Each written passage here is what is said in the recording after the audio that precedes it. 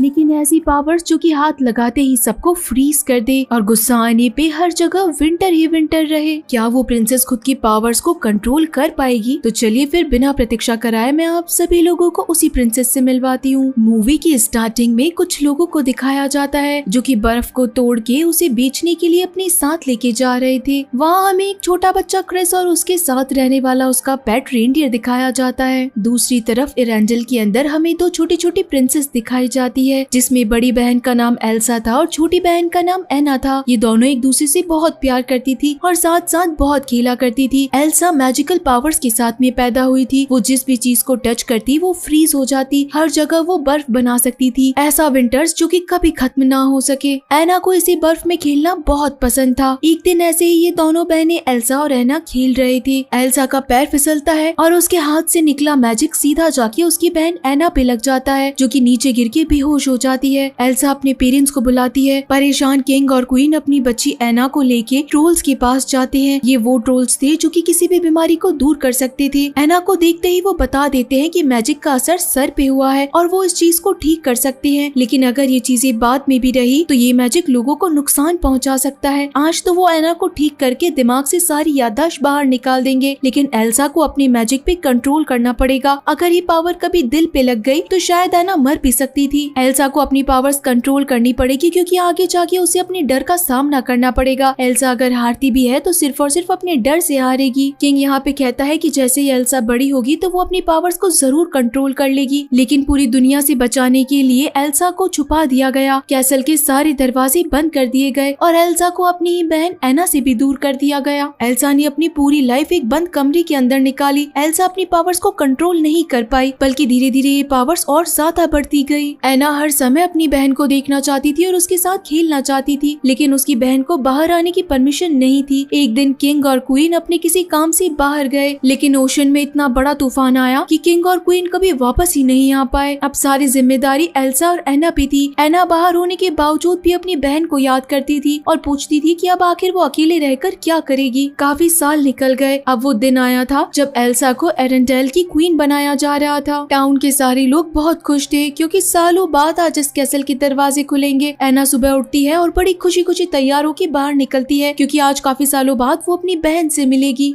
आज तक एना ने भी ज्यादा लोगों को नहीं देखा था। वहीं दूसरी तरफ एल्सा परेशान थी खुद की मैजिकल पावर्स को लेके कि अगर उसने किसी भी चीज को सेरेमनी में छुआ और वो चीजें फ्रीज हो गई तो सभी को उसके मैजिक के बारे में पता चल जाएगा, कोई भी उस पे बिलीव नहीं करेगा। एना कैसल के दरवाजे खुलने के बाद पूरे टाउन में ऐसे ही घूम रही थी, तभी उसकी मुलाकात एक प्रिंस से होती है। इस प्रिंस का नाम हैंस था। हैंस यहाँ पे पहली नजर में ही एना से प्यार कर बैठता है और एना की मदद करता है। एना को याद आता है कि उसे वापस से कैसल में जाना है, इसी कारण वो हैंस को वहीं छोड़ के चली जाती है। अब यहाँ पे सेरेमनी होना स्टार्ट होती है जहाँ पे टाउन के सारे लोग थे। एल्सा को क्वीन बनाया जा रहा था, उसे कुछ रिचुअल्स पूरे करने थे, लेकिन जैसे ही वो कुछ चीजें हाथ में लेती है तो वो चीजें फ्रीज होने लग जाती है। उन चीजों को रख के एल्सा फिर से अपने ग्लव्स पहन लेती है। एना अपनी बहन एल्सा से मिलके कहती है कि ये पल कितना अच्छा है, आखिर इतने सालों बाद जो हम दोनों मिले हैं। यहाँ पे दूसरे किंगडम से भी अलग अलग राजा आए थे जो कि रेंडल से वापस बिजनेस स्टार्ट करना चाहते थे। इसी कारण एक किंग आके एना का हाथ पकड़ के डांस करने लगता है। एना यहाँ पे डांस करते करते वापस से हैंस को देखती है और उसके बाद वो उसी के साथ घूमने लग जाती है। ये दोनों पूरी रात साथ रहते हैं और खूब सारी बातें करते हैं। एना तो मानो हैंस के प्यार में पागल हो चुकी थी और उसके बाद वो वापस पार्टी में आके एल्सा को कहती है कि हम दोनों जल्द ही शादी करना चाहते हैं। ये बात सुन के एल्सा मना कर देती है और कहती है कि तुम अजनबियों पे विश्वास कैसे कर सकती हो, तुम्हें इसे जानते हुए सिर्फ एक दिन हुआ है और मैं इस शादी के लिए मना करती हूँ। एना यहाँ पे एल्सा से बात करना चाहती थी, इसी कारण गलती से एना एल्सा के हाथ से एक ग्लव खींच लेती है। एल्सा उसे बहुत मना करती है कि मैं तुम्हें ये शादी नहीं करने दूंगी और वो वहाँ से जाने लगती है, लेकिन जब एना उसे रोकती है कि आप मुझे मना नहीं कर सकती और मैं हैंस से शादी करके रहूंगी। एल्सा जैसे ही पीछे मुड़ती है तो उसके हाथों से वही पावर्स बाहर निकलने लग जाती है और वहाँ की पूरी जगह फ्रीज होने लग जाती है। देखते ही देखते सभी को पता चल जाता है कि एल्सा जो कि क्वीन बन चुकी है उसे कोई कर्ज मिला है। अपोजिशन पार्टी के लोग बोलते हैं कि वो तो कोई विच है जिसे कि बचपन से ही ब्लैक मैजिक पता है। यहाँ पे एना सभी को बोलती है कि मेरी बहन कोई जादूगरनी नहीं है। एल्सा ये सारी बातें सुन के उस जगह से भाग जाती है। एल्सा किसी की बात नहीं सुनती और वो जहाँ जहाँ चलती वहाँ हर चीज फ्रीज होने लग जाती। और उसके बाद में एल्सा नॉर्थ माउंटेन की तरफ चली जाती है। यहाँ पे एना सभी को बताती है कि मुझे मेरी बहन को वापस लाना पड़ेगा, क्योंकि एल्सा के जाते ही ये पूरा एरेंडल विंटर के अंदर समा गया है, यानी कि इस जगह से कभी भी विंटर नहीं जाएगी। अगर सारी चीजें ठीक करनी होगी तो एल्सा ही ठीक कर सकती है। एना अपने पूरे कैसल और इसके साथ लोगों की जिम्मेदारी प्रिंस हैंस पे छोड़ के जाती है कि तुम पीछे से सबको संभाल लेना, मैं अपनी बहन को ढूंढ के लेके आती हूँ। हैंस भी प्रॉमिस करता है कि वो सब कुछ संभाल लेगा। यहाँ पे एना अपनी बहन को ढूंढते हुए काफी आगे तक आ जाती है, लेकिन उसे एल्सा के बारे में कुछ पता नहीं चलता। वहीं दूसरी तरफ एल्सा भी आगे बढ़ती ही जा रही थी, अपनी पावर्स को कोसती जा रही थी। लेकिन एक टाइम ऐसा आता है जब वो अपनी फ्रीज पावर के कारण चीजों को सुंदर करने लग जाती है। देखते ही देखते वो अपनी आंखों के सामने एक बहुत सुंदर कैसल बना देती है। अब उसे अपनी पावर्स को अच्छी तरीके से यूज करना आया। तब एल्सा बोलती है कि मुझे ये नहीं पता था कि मेरी पावर्स का मैं ऐसे भी यूज कर सकती हूँ। अब मुझे मेरी लाइफ में किसी की जरूरत नहीं है। अगर सबको बचे रहना है तो सभी मुझसे दूर रहेंगे और मैं यहाँ पे अकेली रहूंगी। एल्सा अपने बनाए हुए कैसल में रहना शुरू कर देती है। वहीं पे एना अपनी बड़ी बहन को ढूंढती हुई पूरी तरीके से गीली हो जाती है। तभी उसे पास में एक शॉप दिखाई देती है जहाँ पे वो गर्म कपड़े लेने के लिए जाती है। वहाँ पे उसकी मुलाकात क्रिस नाम के लड़के से होती है, जो कि पूरी तरीके से बर्फ से ढका था। उसका काम बर्फ बेचना ही था, लेकिन समर के सीजन में विंटर आना बहुत बड़ी बात थी। क्रिस के पास इतने पैसे नहीं थे कि वो अपनी चीजों को खरीद सके। शॉपकीपर भी मोल भाव नहीं करता और क्रिस को दुकान से उठा के बाहर फेंक देता है। लेकिन क्रिस को ये बात पता थी कि स्ट्रोम आखिर कहाँ से आ रहा है। एना के पूछने पे क्रिस ने बताया था कि ये स्ट्रोम नॉर्थ माउंटेन से आ रहा है। इसी कारण एना को लगता है कि क्रिस से ज्यादा उसकी हेल्प कोई नहीं कर सकता। वो कुछ सामान खरीदती है और क्रिस के पास चली जाती है। वो क्रिस को कहती है कि मैंने तुम्हारी मदद की है और मैं इस पूरे विंटर सीजन को रोक सकती हूँ, तुम्हें मेरे साथ में नॉर्थ माउंटेन पे चलना पड़ेगा। अब क्रिस के पास बैठा उसका रेनडियर क्रिस को मना लेता है और अब यहाँ पे एना, क्रिस और ये रेनडियर नॉर्थ माउंटेन की तरफ निकल पड़ते हैं। रास्ते में एना सब कुछ बताती है कि कैसे एना को हैंस से प्यार हो गया और एक ही दिन मिलने के बाद वो दोनों शादी करने वाले थे। ये बात सुन के क्रिस कहता है कि तुम्हारी बहन एल्सा ने बिल्कुल ठीक किया, तुम एक दिन मिलने वाले लड़के से आखिर कैसे शादी कर सकती हो। ये दोनों जब बात कर ही रहे थे कि तभी इन लोगों के पीछे काफी सारे वुल्फ आने लगे। इन्होंने अपनी स्पीड और ज्यादा तेजी से बढ़ा दी। ये आगे आगे भाग रहे थे और पीछे पीछे बड़े बड़े वुल्फ आ रहे थे। क्रिस को पता था कि आखिर बचना कैसे है, इसी कारण वो एना को रेनडियर पे बिठाता और जंप करवा देता है। पीछे से वो बग्गी में बैठ के जंप करता है, जहाँ पे वो खुद तो माउंटेन को पकड़ लेता है, लेकिन उसका कार्ट नीचे गिर जाता है और वो कार्ट ब्लास्ट हो जाता है। एना यहाँ पे क्रिस की जान बचाती है, लेकिन क्रिस बहुत गुस्सा हो जाता है। ना तो उसका काम चल रहा था और ऊपर से उसका कार्ट भी टूट चुका था, इसी कारण वो जाने से मना कर देता है। एना यहाँ पे अकेली चली जाती है, लेकिन तब क्रिस को लगता है कि इस घने जंगल के अंदर एना कहाँ जाएगी। अब ये दोनों फिर से आगे जाने लगते हैं, जहाँ नॉर्थ माउंटेन जब टच होता है तो इन्हें एक स्नो पपेट मिलता है जिसका नाम ओलाफ था। एना यहाँ पे ओलाफ से मिलती है और उसे कहती है कि क्या तुम्हें पता है कि क्वीन कहाँ पर होगी इस टाइम पे, या तुम्हें उस नॉर्थ माउंटेन तक जाने का रास्ता पता है। तो ओलाफ कहता है कि हाँ, मुझे उस माउंटेन तक जाने का रास्ता पता है। सभी लोग इस विंटर से परेशान हो रहे थे। ओलाफ कहता है कि मुझे भी समर देखनी है, मैंने अपनी लाइफ में कभी समर नहीं देखी। लेकिन क्रिस और एना ओलाफ को कैसे बताए कि अगर उसने कभी समर देख ली तो वो तो पिघल जाएगा।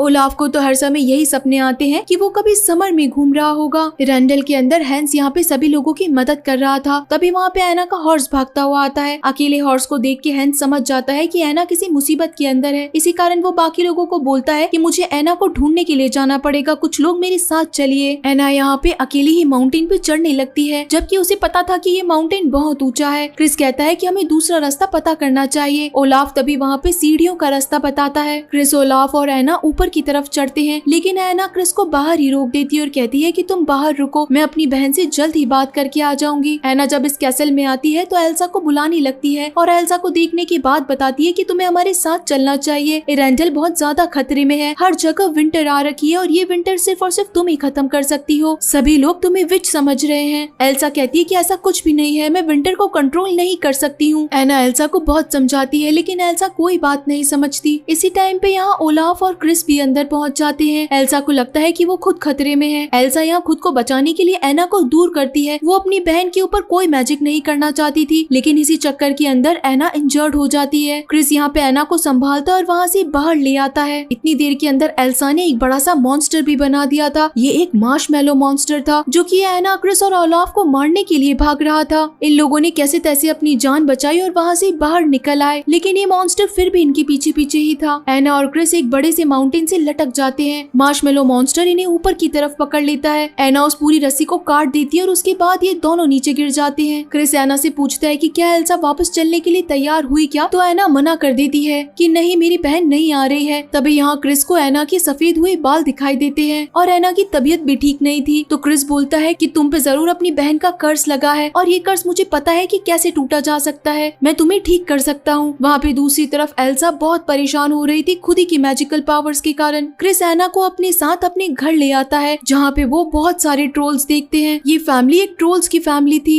एना को तो ये सारे स्टोन दिखाई दे रहे थे, लेकिन कुछ ही टाइम के अंदर ये स्टोन ट्रोल में बदल जाते हैं। ये सारे ट्रोल समझ रहे थे एना को क्रिस की गर्लफ्रेंड, इसी कारण वो एना से खूब सारी बातें करने लगते हैं और इन दोनों की शादी भी कराने लगते हैं। लेकिन क्रिस मना करता है कि हम दोनों कोई कपल नहीं है और हम दोनों शादी भी नहीं करना चाहते। इतनी ही देर के अंदर एना की और ज्यादा तबीयत खराब हो जाती है और वो वहाँ बेहोश हो जाती है। तभी वहाँ ट्रोल का लीडर आता है जो कि बताता है कि एना को तो बहुत बड़े मैजिक से कर्ज लगा है, इस कर्ज ने सीधा उसके दिल पे वार किया है, हो सकता है कि वो कभी ठीक ना हो। तब क्रिस कहता है कि इसका कोई तो उपाय होगा। तब ट्रोल का लीडर बताता है कि एना को ठीक करने का सिर्फ एक उपाय है, ये है सच्चे प्यार का एहसास, और अगर ये उसे नहीं हुआ तो जल्द ही वो मारी जाएगी। तभी यहाँ पे एना और क्रिस दोनों को हैंस के बारे में याद आती है। यहाँ पे क्रिस एना को ढूंढते हुए एल्सा के कैसल तक पहुँच चुका था, लेकिन वहाँ पे मार्शमेलो मॉन्स्टर इन सभी लोगों को रोक देता है। कैसे तैसे करके हैंस और दो सोल्जर ऊपर की तरफ कैसल में पहुँच जाते हैं जो कि एल्सा को ऑलमोस्ट मारने ही वाले थे, लेकिन एल्सा खुद की पावर्स का यूज करती जा रही थी और खुद की जान बचाती जा रही थी।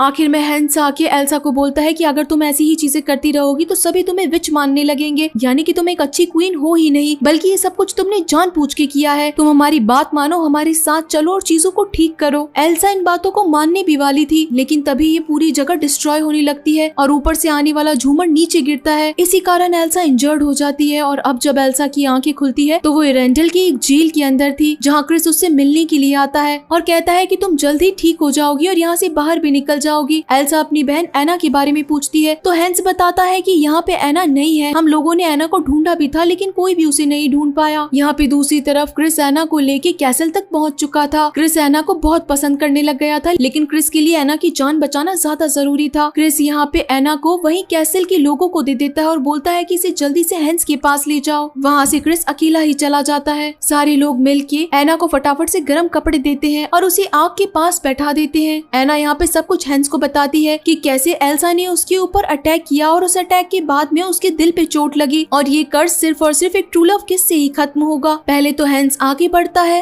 एना को किस करने के लिए, लेकिन तभी हैंस जोर जोर से हंसने लगता है और बोलता है कि ये सब कुछ तो मेरी प्लानिंग थी, मेरे कुल मिला के 13 भाई बहन है और उनमें से कभी भी मुझे कोई किंगडम नहीं मिलने वाला था, ये सब कुछ तो एक बहाना था तुम जैसी पागल लड़की को फंसाने का। एल्सा तो इस जगह को कब की छोड़ के चली गई थी और बची तुम तो ऐसे ही मारी जाओगी। हैंस यहाँ पे सारी गर्म चीजों को बुझा देता है और वहाँ पे ऐसे ही एना को मरने के लिए छोड़ देता है। बाहर जाके हैंस सारे लोगों को बता देता है कि एना मारी गई, उसे बचाने की बहुत कोशिश की गई लेकिन फिर भी हैंस उसे नहीं बचा पाया और ये सारी गलती एल्सा की है। मरने से पहले एना और हैंस ने शादी कर ली और अब हैंस यहाँ का किंग बन चुका है। किंग होने के नाते वो एक ऑर्डर देता है कि जल्द से जल्द एल्सा को मार दिया जाए। अब सभी लोग एल्सा को मारने के लिए भागते हैं, लेकिन तब तक एल्सा जेल तोड़ के जा चुकी थी। दूसरी तरफ यहाँ पे क्रिस बड़ा परेशान था क्योंकि वो एना को ऐसे ही छोड़ के आ गया था। जब वो सामने देखता है तो वो कैसल के ऊपर विंटर स्टॉर्म देखता है और उसे लगता है कि एना कहीं ना कहीं मुसीबत में है। इसी कारण वो अपने रेंडियर को लेके वहाँ से तेजी से भागता है। इधर एना अपनी आखिरी सांसें ले रही थी, तभी यहाँ पे ओलाफ पहुँच जाता है। एना यहाँ पे हैंस की गद्दारी के बारे में बताती है ओलाफ को। ओलाफ जल्दी से यहाँ आग जलाता है और एना को उसके पास लेके जाता है। ओलाफ आग को देख के बड़ा खुश हो जाता है, लेकिन उसे एना को भी बचाना था। वो कहता है कि हमें यहाँ से जल्दी चलना चाहिए और सच्चे प्यार का एहसास तो उसे क्रिस को देख के हो गया था। ओलाफ यहाँ एना को कैसे तैसे करके बाहर लेकर आता है और ये दोनों ही अब क्रिस को ढूंढने के लिए निकल जाते हैं। काफी तेज तूफान आ रखा था, उसी के अंदर से एना आगे बढ़ती जा रही थी। एना की हालत बिल्कुल ठीक नहीं थी। वहीं दूसरी तरफ से क्रिस भी आगे बढ़ रहा था। तभी यहाँ पे हमें एल्सा दिखाई देती है और हैंस आके एल्सा को बताता है कि उसकी बहन एना मारी गई। इन लोगों ने बहुत कोशिश की बचाने की, लेकिन फिर भी एना को नहीं बचा पाए और ये सब कुछ एल्सा के कारण हुआ है। एल्सा जब ये बात सुनती है कि उसकी बहन की मौत उसी के दिए हुए कर्ज के कारण हुई है तो एल्सा बहुत ज्यादा इमोशनल हो जाती है और वहीं पे बैठ के रोने लगती है। जैसे ही एल्सा रोती है तो पूरा तूफान शांत हो जाता है, सारा फॉग हट जाता है। क्रिस अपनी आंखों के सामने एना को देख पा रहा था। इधर एना भी एक एक कदम आगे बढ़ा रही थी। यहाँ एल्सा बैठ के रो रही थी और पीछे से हैंस एल्सा को मारने वाला था। ये चीज एना ने भी देख ली थी। एना अपनी बहन को बचाने के लिए आगे बढ़ती जाती है। एना यहाँ पे पूरी तरीके से फ्रीज फ्रीज होने वाली थी और तभी वो हैंस के सामने आके पूरी तरीके से फ्रीज हो जाती है। हैंस की तलवार एना से टकराती है और हैंस काफी दूर जाके गिरता है। पीछे मुड़ के जब एल्सा देखती है तो उसे पता चलता है कि उसकी बहन ने उसके कारण अपनी जान दे दी और वो पूरी तरीके से फ्रीज हो चुकी है। एल्सा अपनी बहन को गले लगा के जोर जोर से रोने लगती है। तब तक यहाँ पे क्रिस भी पहुंच चुका था और यहाँ पे ओलाफ और क्रिस अपनी आंखों से देखते हैं कि धीरे धीरे एना ठीक होने लगी है। ओलाफ बोलता है कि इसका मतलब था कि यही सच्चे प्यार का एहसास है। एना अपनी बहन एल्सा से बहुत प्यार करती है और एल्सा भी उतना ही प्यार अपनी बहन से करती है। इधर एल्सा को भी समझ में आ चुका था कि सच्चे प्यार के एहसास से वो अपनी मैजिक को भी कंट्रोल कर सकती है। ये दोनों बहनें एक दूसरे के गले लगती है और उसके बाद में एल्सा के पास पावर कंट्रोल आ चुकी थी। वो अब पूरे रेंडल के अंदर से विंटर सीजन को हटा देती है और अब हर जगह समर आ चुका था। इन लोगों के सामने हैंस था जिसका बदलाव एना खुद उसे किक मार के लेती है। बाहर के किंगडम से आए हुए लोगों से भी अब बिजनेस कैंसिल कर दिया जाता है क्योंकि इन्हीं लोगों ने एल्सा को मारने के लिए परमिशन दिया था। यहाँ पे एना ने भी अब अपना वादा निभाया और क्रिस को एक कार्ड गिफ्ट करी। ओलाफ यहाँ पे समर सीजन में पिघल सकता था, इसी कारण यहाँ पे एल्सा ने ओलाफ के लिए एक अलग से ही क्लाउड बना दिया जो कि विंटर क्लाउड था, जिसके कारण ओलाफ हमेशा अब जिंदा रहेगा और कभी नहीं पिघलेगा। यहाँ पे अब रेंडल के लोगों का एंटरटेन करने के लिए एल्सा कभी भी यहाँ पे स्नो पार्क बना देती जहाँ पे सभी लोग एक साथ स्केटिंग करते।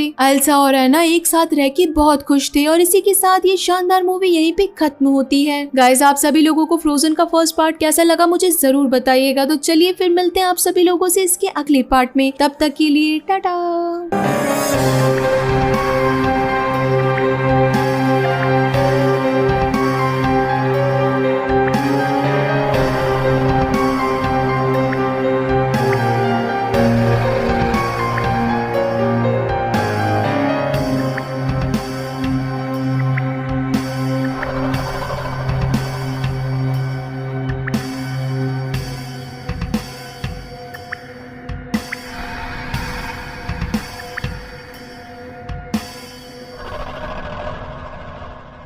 बहुत ज्यादा पसंद किया है। इसका रीजन यही है कि फ्रोजन की स्टोरी लाइन बहुत ही अच्छी है। इस पूरी मूवी में आप एनिमेशन देखेंगे, स्टोरी देखेंगे तो आपको इसकी एक अलग ही लेवल की सिनेमेटोग्राफी मिलेगी। फ्रोजन का फर्स्ट पार्ट गाइज मैं ऑलरेडी अपने चैनल पे एक्सप्लेन कर चुकी हूँ, तो अगर आप में से किसी लोगों ने उसे नहीं देखी है तो प्लीज आप उसे जाके जरूर देखिएगा। हम सभी जानते हैं कि हमें नेचर से ज्यादा खिलवाड़ नहीं करनी चाहिए। वही बात अगर मैजिकल स्पिरिट्स की आ जाए तो फिर तो हमें उसमें अपना लालच कभी नहीं दिखाना चाहिए था। एक ऐसा ही राजा था कि उसे मैजिकल स्पिरिट का लालच आ गया था। इसी लालच के कारण एक जंगल के ऊपर हमेशा के लिए एक मिस्ट वॉल बन गई और सारे मैजिकल स्पिरिट्स भी गायब हो गए। तो इन सारे सवालों का जवाब जानने के लिए चलिए हम सभी देखते हैं फ्रोजन 2 की स्टोरी, जहाँ पे मूवी की स्टार्टिंग में हमें एल्सा और एना दिखाए जाते हैं। एल्सा के पास फ्रीज करने की पावर्स थी, इसी के कारण ये दोनों बहनी बहुत खुशी खुशी एक साथ खेल रही थी। इन दोनों ने मिलकर एक जंगल बनाया था और एल्सा और एना को अभी सोना भी नहीं था। तभी यहाँ पे एल्सा और एना के फादर किंग आते हैं और इन्हें कहते हैं कि आप तुम्हें जल्दी सोना है और क्या तुम इससे पहले एक जंगल की स्टोरी सुनना चाहोगी। जिसके बाद में किंग एल्सा और एना को एक मैजिकल फॉरेस्ट की कहानी सुनाते हैं। सालों पहले हम लोग एक जंगल में जाते थे। ये जंगल नॉर्थ में था जहाँ पे रहने वालों का नाम नॉर्थल्ड्रा था। नॉर्थल्ड्रा के लोग और हमारे बीच में काफी अच्छे रिलेशन थे और वहाँ का जादू आज से पहले किसी ने नहीं देखा था, लेकिन वहाँ कुछ तो जरूर हुआ था। वहाँ पे एक बहुत बड़ी वॉर हुई और उसके बाद में उस फॉरेस्ट में कभी कोई नहीं जा सका। मुझे न जाने किसने बचाया था।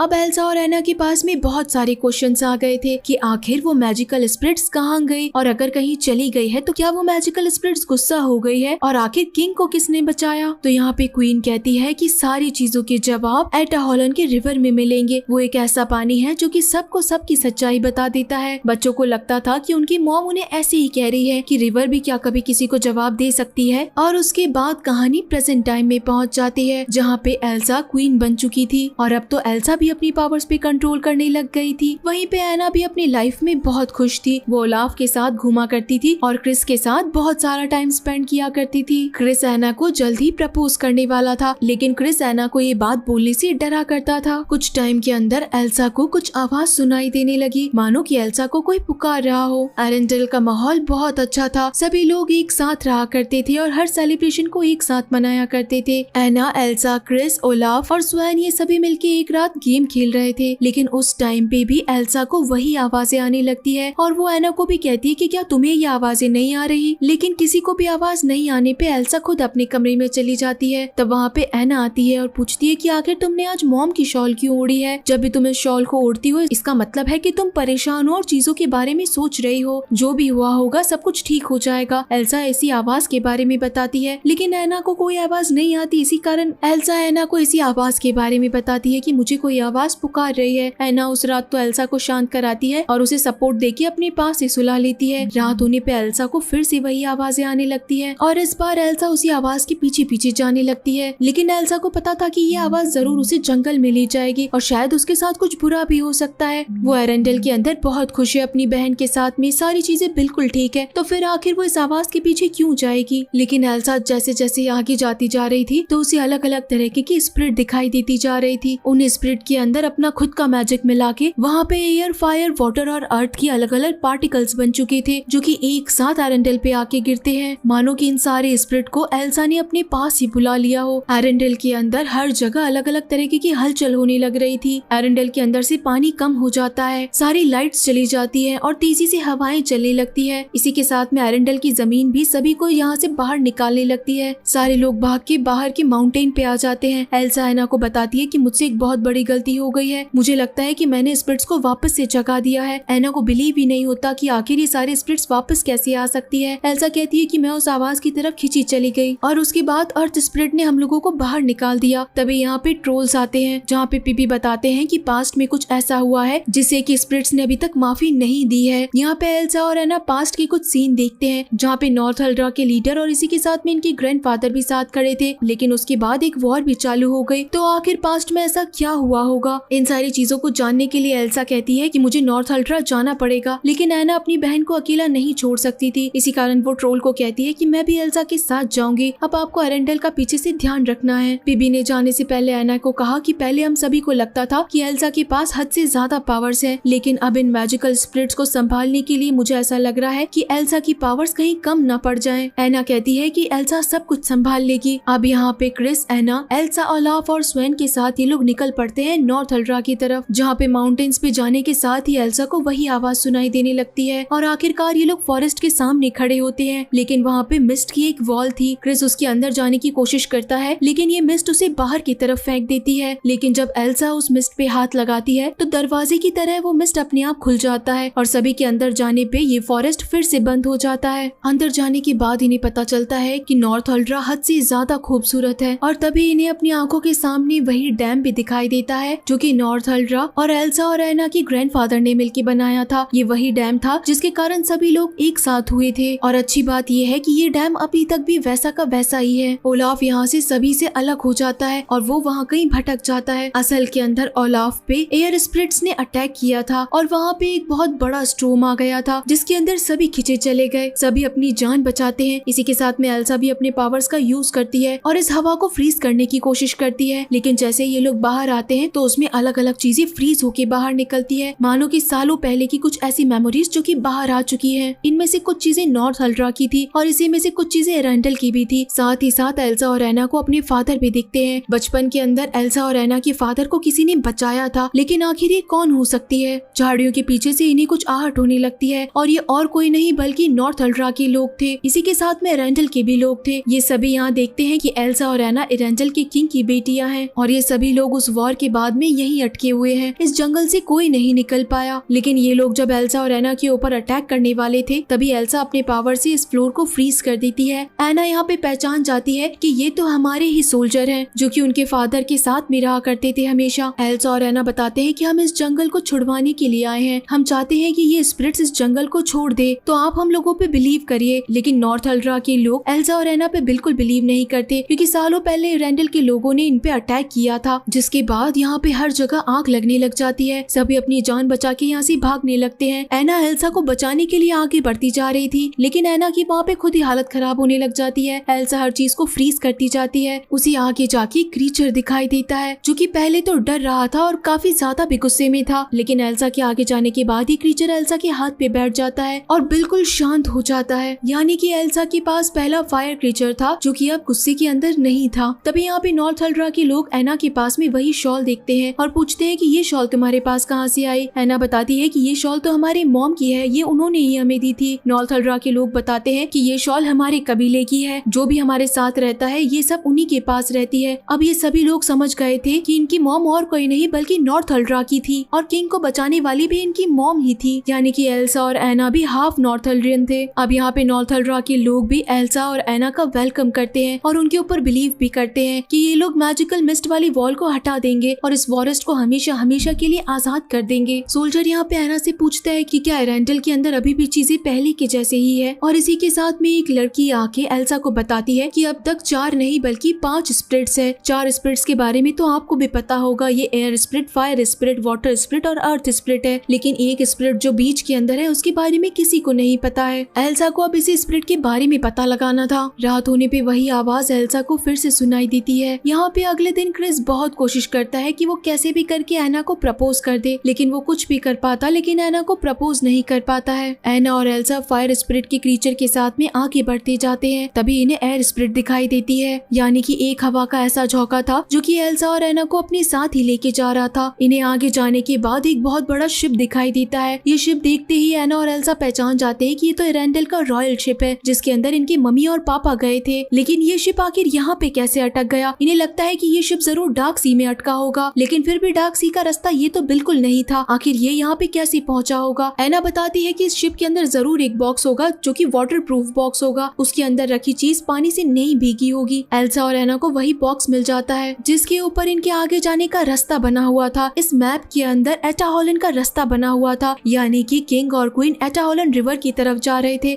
ओलाफ कहता है कि पानी के पास हर एक क्वेश्चन का जवाब होता है, इसी कारण एल्सा इसी पानी को हाथ लगाती है और अपनी पावर से जानने की कोशिश करती है कि आखिर हुआ क्या था। तभी यहाँ पे किंग और क्वीन के स्टैचू बन जाते हैं जो कि बताते हैं कि वो लोग एल्सा की पावर के बारे में जानने के लिए गए थे कि आखिर एल्सा के पास में ये पावर्स कैसे आई, और उसी के कारण डार्क सी ने उन्हें मार डाला। अब एल्सा को वापस से इसी एटाहोलन की रिवर तक जाना था ताकि वो पता लगा सके कि आखिर उसे कोई आवाज क्यों बुला रही है और उसके पास ये पावर्स कैसे आई है। एना भी एल्सा के साथ जाने के लिए जिद करती है, लेकिन एल्सा एना की जान खतरे में नहीं डाल सकती थी, इसी कारण वो एक बोट बना के एना और ओलाफ को साथ साथ ही भेज देती है। लेकिन एना और ओलाफ यहाँ पे अर्थ क्रीचर से भरी हुई रिवर में फंस जाते हैं और उसके बाद एक डार्क केव के अंदर पहुँच जाते हैं। दूसरी तरफ एल्सा के सामने डार्क सी था और उसके आगे एटाहोलन रिवर थी। एल्सा उस डार्क रिवर को पार करने की बहुत कोशिश करती है और उसके बाद में फ्रीज करने वाली पावर्स का यूज भी करती है, लेकिन फिर भी एल्सा इस रिवर को पार नहीं कर पाती है। वाटर स्पिरिट का एक हॉर्स बार बार में आके एल्सा को पानी में धकेल रहा था, मानो कि वाटर स्पिरिट नहीं चाह रही थी कि एल्सा आगे तक बढ़ पाए, लेकिन एल्सा बहुत हिम्मत दिखाती है और इसी वाटर स्पिरिट के बने हुए हॉर्स के ऊपर चढ़ जाती है, उसके ऊपर अपनी कमान संभालती है और इसी हॉर्स के ऊपर बैठ के उस पूरी रिवर को पार करती है। आगे जाने के बाद एल्सा को पता चलता है कि ये एटाहोलन रिवर तो पूरी तरीके से फ्रीज हो चुकी है, इसी कारण ये किसी को कोई सच नहीं बता पा रहे। लेकिन अंदर जाने के बाद केव और ज्यादा डार्क होती जा रही थी और इसी के साथ में काफी ज्यादा ठंडी होती जा रही थी। काफी सारी चीजें अपने आप एल्सा के सामने आती जा रही थी। तभी वहाँ पे एक बड़ी सी खाई आती है, लेकिन फिर भी एल्सा नहीं डरती और उसमें सीधा जंप कर जाती है, जहाँ पे एयर, फायर, वाटर और अर्थ की स्पिरिट थी और बीच में एल्सा खड़ी थी। इसका मतलब था कि 5वीं स्पिरिट और कोई नहीं बल्कि एल्सा खुद है। लेकिन एल्सा आखिर वो स्पिरिट क्यों बनी, इसके बारे में एल्सा को पता चलता है। वहाँ धीरे धीरे करके एल्सा को विजन्स दिखाई देने लगते हैं, बचपन से लेके अब तक के विजन्स। वो वहाँ पे खुद को और एना को देखती है, इसी के साथ में खुद के पेरेंट्स को भी देखती है और आखिर में वो देखती है नॉर्थल्ड्रा के लीडर और खुद के ग्रैंडफादर को डील करते हुए। एल्सा के ग्रैंडफादर नॉर्थल्ड्रा के लीडर को बोलते हैं कि हम दोनों साथ में रहेंगे, आपके पास जो स्पिरिट्स रहती है वो अगर एरेंडल के अंदर आ जाती है तो एरेंडल भी बहुत खुश रहेगा, इसी के कारण हम एक डैम बना देते हैं। यहाँ पे एल्सा के ग्रैंडफादर और नॉर्थल्ड्रा के लीडर की ये स्टैचूज गायब हो गए थे। एल्सा इनका पीछा करते करते आगे बढ़ती है और उसे अब पता चलता जाता है कि ये सब कुछ एल्सा के ग्रैंडफादर का किया धरा है। एल्सा के ग्रैंडफादर चाहते थे कि नॉर्थल्ड्रा भी एरेंडल के अंदर ही आ जाए, वहाँ के सारे लोगों को एरेंडल वाले लोग पकड़ के ले जाएंगे और ये पूरा का पूरा जंगल एल्सा के ग्रैंडफादर का हो जाएगा और साथ ही साथ मैजिकल स्पिरिट पे भी एरेंडल के किंग का ही राज होगा। नॉर्थल्ड्रा के लीडर के पास में कोई हथियार नहीं था, निहत्थे होने के बावजूद एल्सा के ग्रैंडफादर ने नॉर्थल्ड्रा के लीडर के ऊपर अटैक किया और उन्हें मार डाला। वो जगह इतनी ज्यादा ठंडी थी कि एल्सा भी खुद को नहीं रोक पाई फ्रीज होने से, लेकिन ये इन्फॉर्मेशन उसे एना तक पहुंचानी ही थी। वो एक स्पिरिट बना के ये सारी चीजें एना तक भेज देती है ताकि एना को इस बारे में पता चल सके कि ये डैम और कुछ नहीं बल्कि धोखेबाजी से बनाया गया है। एना के पास में वही विजन पहुंच जाता है जहाँ पे इनके ग्रैंडफादर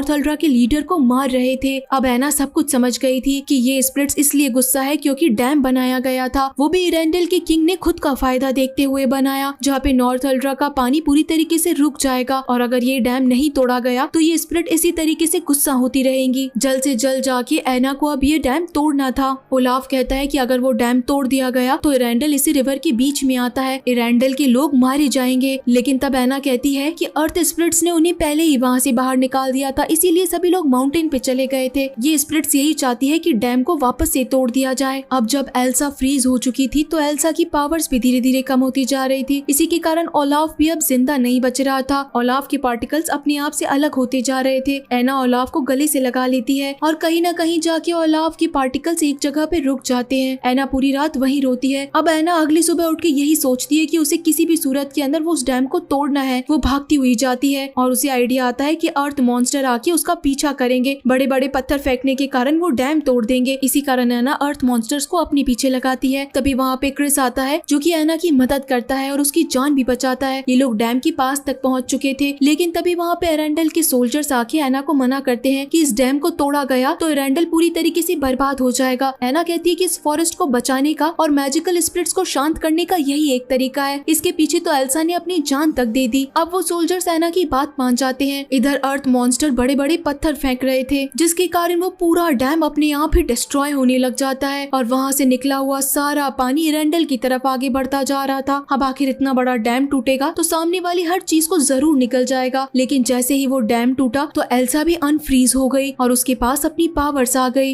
एल्सा उसी पानी के अंदर बहती हुई बाहर आती है और वाटर स्पिरिट से बनी हॉर्स पे बैठ के एरेंडल की तरफ आगे बढ़ती जाती है और अपनी पूरी पावर की मदद से एक आइस शील्ड बना देती है, जिससे कि एरेंडल पे आने वाला पानी अब शांत हो जाता है और वाटर स्पिरिट भी अब कहीं ना कहीं शांत हो चुकी थी उस डैम के टूटने से। लेकिन एना और क्रिस को लगा था कि इनकी बहन एल्सा अब जिंदा नहीं बची है। अब जैसे ही वो डैम टूटा था तो इस फॉरेस्ट पे लगी मिस्ट वॉल भी खत्म हो चुकी थी, यानी कि ये जंगल आजाद होने लगा था। और तभी इन्हें एल्सा के बारे में पता चलता है कि एल्सा जिंदा है। यहाँ से एल्सा पानी में से निकल के आती है और एना आके सीधा उसके गले लग जाती है। एल्सा बताती है कि वो आवाज और किसी की नहीं बल्कि हमारी ही माँ की थी, जब उन्होंने बचपन के अंदर हमारे फादर को बचाया था और हमें बुलाया था। हमारी माँ जो कि नॉर्थ अल्ट्रा से थी, उन्होंने इरेंडल जो कि एक दुश्मन देश था फिर भी उनकी जान बचाई। इसी ही सेल्फलेस हेल्प के कारण मुझे ये मैजिकल पावर्स मिली। एना कहती है कि तुमने मिलकर सबकी जान बचा ली। एल्सा कहती है कि वो फिफ्थ स्पिरिट्स हम दोनों हैं, हम दोनों ही वो जरिया हैं जो एरेंडल और नॉर्थ अल्ट्रा के लोगों को बचा के रखता है और हमारी मॉम की मदद के कारण ही मुझे ये पावर्स मिली है, जिससे कि मैं नॉर्थ अल्ट्रा के लोगों की मदद कर सकूं। अब एल्सा की पावर्स जब वापस आ चुकी थी तो वो ओलाफ को फिर से बना देती है। यहाँ पे अर्थ स्पिरिट भी अब शांत हो चुकी थी, जो कि एल्सा से आके मिलती है। आखिर के अंदर अब सब लोग मिलके यही डिसीजन लेते हैं कि एना को तो एरेंडल की क्वीन बना दिया जाए और एल्सा नॉर्थ अल्ट्रा के अंदर ही रुके और वहाँ की देखभाल करे।